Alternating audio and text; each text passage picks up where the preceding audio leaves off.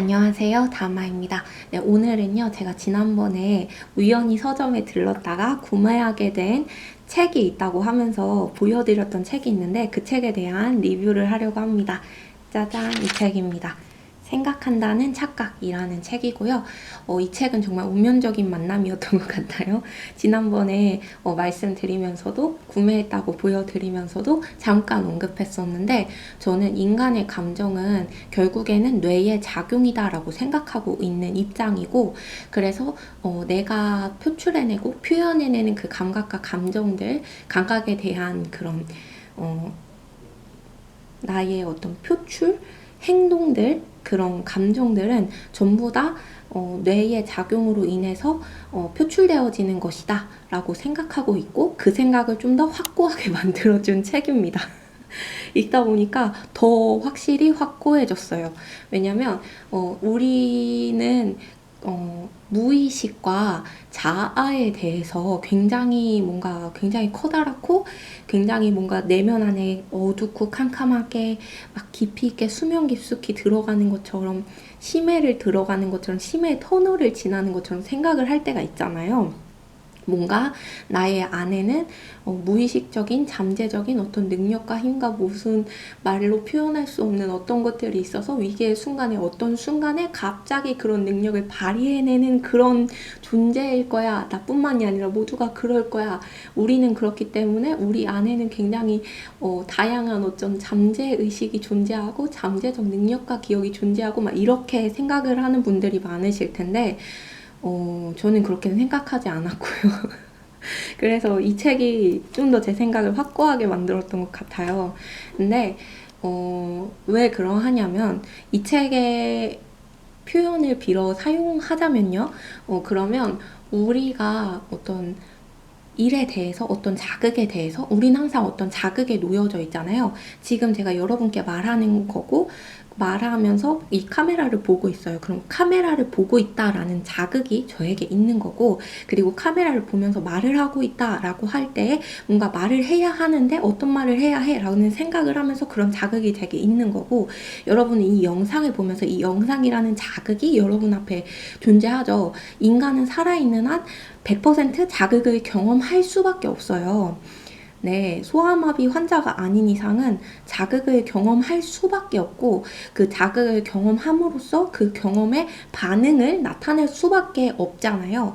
이제 그런데 그 어떠한 자극이 주어졌을 때 우리는 무의식적인 어떤 행동으로 인하여 이런 행동이 도출되었어 라고 생각하는 부분이 있지만 그 무의식이라는 것, 그 자아라고 하는 것은 사실상 그렇게 막 특별하고 굉장하고 엄청나고 물론 특별하긴 해요. 우리 개개인이 가지고 있는 자아는 특별하긴 하지만 그 뭔가 감추어져 있는 심해 저 밑변의 터널에 막 이런 걸 의미하는 것이 아니고 우리가 지난 세월 살아오면서 겪었던 경험, 습득한 지식에 의한 반응들이라는 거예요. 자극에 대한 반응이.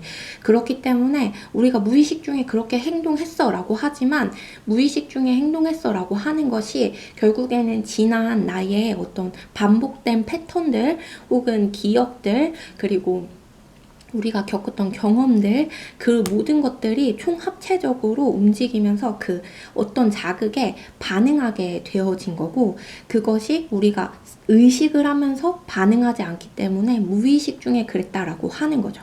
그러니까 우리는 머릿속에서 일어나는 걸 100%다 인지할 수는 없어요.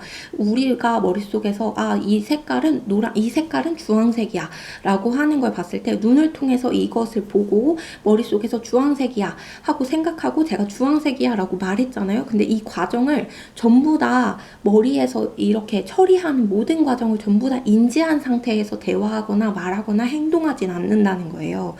그런데 하지만 머릿속에서 처리는 똑같이 일어나는 거죠. 우리가 인지하고 행동하는 것과 인지하지 않고 하는 그 모든 것들이 머릿속에서 처리하는 건 똑같이 일어난다는 거예요. 다만 우리가 인지하고서 행동하는 것과 그렇지 아니한 것이 있고 그렇지 아니한 것들을 우리는 무의식이다. 우리가 알지 못하는 어떠한 것이다 라고 이해를 하고 있다는 거죠. 알지 못하는 미지의 세계 막 이렇게.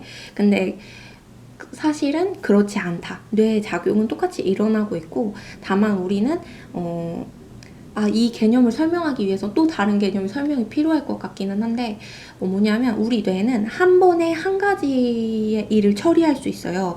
우리는 다양한 일을 한 번에 처리할 수 있다고 생각하지만 사실은 실제로는 한 번에 한 가지 일만은 처리할 수 있다는 거예요. 우리는 노래를 들으면서 글을 쓸 수 있어요. 그리고 노래를 들으면서 책을 읽을 수도 있고요. 노래를 들으면서 대화를 할 수도 있어요. 그래서 우리는 노래를 들으면서 다른 것도 할 수 있고 여러 가지를 할 수 있어요. 운전을 하면서 옆 사람과 대화도 할 수 있고요. 그래서 우리는 한 번에 여러 가지 일을 처리할 수 있다라고 생각을 할 수 있지만 사실은 그렇지 않아요.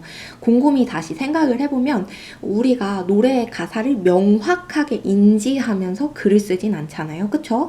그리고 우리가 노래의 가사를 명확하게 인지하면서 앞사람과 명확한 대화를 하지는 않아요. 둘 중에 하나는 무시되어지는 게 있다는 거예요. 그렇기 때문에 우리의 뇌는 한 번에 하나를 처리하는데 그런 뇌의 특성이 있기 때문에 우리는 의식적으로 행동하지 않는 무의식 중에 행동한다라고 하는 것은 이제 내가 다른 것을 하고 있었는데 다른 생각의 어떤 주머니, 내 머릿속에 다른 곳, 어디 내 마음속에 다른 곳에서 뭔가를 불쑥불쑥 영감을 가져다 주고 이런 것이 아니고, 그런 것이 아니고 우리가 영감이라고 말하는 건, 무의식 중에 나왔다라고 말하는 모든 것들은 우리의 이전의 경험들, 이전에 공부했던 지식들, 이전에 가지고 있던 나의 모든 감각적인 지각했던 그 모든 것들이 사용되어져서 나오는 거고, 그 모든 것들이 종합적으로 판단 내려지는 과정을 우리가 인식하지 못한 채로 나오게 되는, 표출되게 되는 것들이라는 거죠. 이거를 좀 더 쉽게 설명을 드리고 싶은데, 이 책을 앞장부터 뒷장까지 천천히 읽으시다 보면은 개념을 이해하기가 굉장히 쉬울 거예요. 정말 쉽게 설명을 해주셨고, 개념을 정말 알기 어렵다고 말할 수 없어요. 알 수 없다고 말할 수 없고 이해하지 못한다고 말할 수 없게 굉장히 쉽게 설명을 해주고 계시거든요. 그래서 예시로 나온 예시들도 굉장히 쉽게 나와 있고, 약간 다른 과학책이나 다른 것들을 보면 왜 이런 걸 예로 들었을까 싶은 것들도 있는데 그렇지 않아요. 굉장히 쉬운 예시들이 나와 있고, 그래서 읽기도 굉장히 편하실 거고 이 개념들을 이해하는 게 굉장히 도움이 많이 되실 건데, 결론적으로는 그렇기 때문에 우리가 머릿속에 있는 모든 처리 과정을 전부 다 인지하지 않기 때문에 무의식이란 세계에 대해서 미지의 세계처럼 생각을 할 수 있지만 결국 그렇지 않다는 거예요. 그 모든 것들은 우리의 이전 경험과 관련이 있다. 우리가 영감이라고 말하는 것들도 갑자기 어떤 천재적인 번뜩이 막 이런 게 아니고, 그것이 뭐냐면 우리가 논리적으로 정의를 내릴 수 없는 어떠한 문제에 부딪혔을 때 뇌는 생각을 해요. 논리적으로 저 A라는 것을 정의할 수 없는데 저 A라는 것을 어쨌든 정의를 해야 해요. 뇌는. 왜냐? 뇌가 하는 일은 우리가 이 세상을 알아가게 해주는 것이거든요. 뇌가 하는 일은 지금 나라는 사람이 이 주변에 있는 것들을 인지하게 해주는 것, 알게 해주는 것, 보게 해주는 것, 그래서 행동할 수 있게 해주는 것이 바로 뇌가 하는 일이에요. 그러다 보니까 논리적으로 설명할 수 없고 논리적으로 이해할 수 없는 어떤 상황에 대해서 맞닥뜨리게 됐을 때 뇌는 그것을 어떻게 해서든 풀어줘야 한다는 거죠. 그것을 풀어내야 하는 그런 상황에 맞닥뜨리잖아요. 그럼 뇌는 번뜩이는 아이디어를 그때 내줄 수가 있어요. 왠 줄 알아요? 왜냐면 뇌가 그것을 어떻게든 논리적으로 설명을 하려고 머릿속에서 계속 엄청난 일들이 일어나는 거예요. 다양한 머릿속에 지금까지 겪었던 경험들과 지식들을 전부 다 모아가지고 그 중에서 이것을 논리적으로 어떻게 설명을 할 수 있을까를 계속 풀어내는 거죠. 내가 그런 과정 가운데 있다가 번뜩이는 아이디어가 아하 하고 나오는 거예요. 왜냐면 그 아이디어를 통해서 이 비논리적인 것을 어떻게든 설명해야 하니까. 그러다 보니까 그 중에서 가장 흡사한 아이디어를 뇌가 이제 표출해낼 수 있도록 해주는 거죠. 그래서 그것을 우리는 영감이다 라고 부르고 무의식 중에 그런 생각을 하고 있다 라고 말할 수 있는 거예요. 그렇기 때문에 결국에는 우리의 감정, 그리고 우리가 나는 지금 생각하고 있다고 하는 그 모든 것들이 결국에는 이제 내 어떤 뭔가 영적인 어떤 세계의 뭔가의 그런 것들로 표현될 수 있는 것이 아니라 뇌의 작용으로 설명할 수 있다. 나의 감정도, 나의 생각도, 내가 지금 표출하고 있는 그 모든 행동들도 전부 다 뇌의 작용으로 볼 수 있다. 라고 이제 정의를 내릴 수 있겠죠? 그렇습니다. 제 영적인 부분이나 이런 부분에 대해서는 제가 따로 저도 뭐 설명할 수 없는 것들이 있다라는 것은 인정하고 있어요. 설명할 수 없는 것들이 있다라고 하는 것은 인정하고 있고 그렇게 알고는 있지만 결국 어쨌든 우리 인간이라고 하는 것은 뇌가 움직여서 사고에서 뇌를 통하여서 이제 자신을 표출하고 표현해내는 존재라는 거죠. 네. 그렇습니다. 이 책이 그런 책이고요. 굉장히 제가 잘 설명을 했는지 모르겠어요. 쉽게 잘 풀어서 설명을 해보려고 했거든요. 근데 이게 정말 쉽게 잘 풀어서 설명을 한 것일까? 좀 오해가 될 만한 것은 없을까? 내가 좀 오인할 만한 단어를 사용하진 않았나? 라는 생각이 굉장히 많이 드는데 책을 읽어보면 알 수 있습니다. 이 책에 설명이 다 되어 있고요. 이건 내돈내산이고요. 굉장히 열심히 설명했는데 제가 정말 읽고 싶었던 책이었어요. 왜냐면 진짜 인간의 감정은 정말 뇌라고 생각하고 있었기 때문에.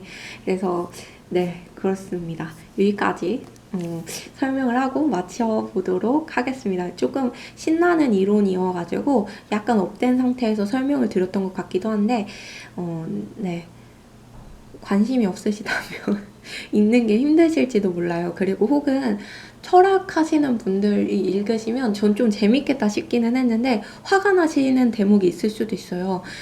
아니 도대체 인간의 사상과 생각과 경험에 대해서 왜 이렇게 말하지? 라는 생각이 들 수도 있고 어떤 종교심을 가지고 책을 읽으시려고 한다면 굉장히 반발심이 드실 수도 있어요.